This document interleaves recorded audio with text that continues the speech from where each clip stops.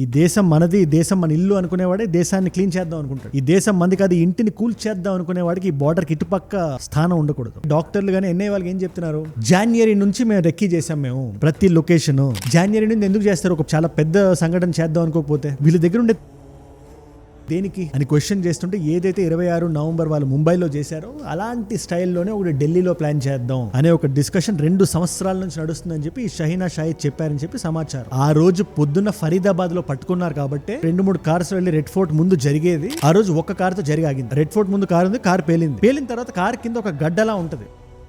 మొత్తం కారు చుట్టూ మీరు చూసినా కూడా ఎక్కడ అలాంటి ముక్కలు కనబట్టలేదు. ఆ ముక్కలు ఎందుకు పెడతారంటే ఆ పేలినప్పుడు ఇవన్నీ తులినప్పుడు ఇంకా ప్రాణ నష్టం ఎక్కువ జరగవచ్చు, అందుకని ఇవి ఇంక్లూడ్ చేస్తారు. అలాంటివి మనకి ఇక్కడ సైట్ లో ఎక్కడ దొరకలేదు. అండ్ సగం చేసినట్టుంది, అది ఆ రోజు పేల్చాల్సింది కాదు అని చెప్పి it's very clear in the reports. Plan చేసుకొని ఒక దగ్గర జరిగితే ఇంకో దగ్గర ఒకేసారి జరుగుతుంది. అలాంటి కోఆర్డినేషన్ ఇక్కడ లేదు. ఆ రోజు అక్కడ జరగాల్సింది కాదు. ఇండిపెండెన్స్ డేకి, రిపబ్లిక్ డేకే కాదు, ఎనీ డే మాన్యుమెంట్స్ చుట్టూ ఉండాల్సిన సెక్యూరిటీ ఇంకా మనం పెంచాలి. కింద కనబడే సబ్స్క్రైబ్ బటన్ నొక్కి పెట్టేసుకోండి. డన్.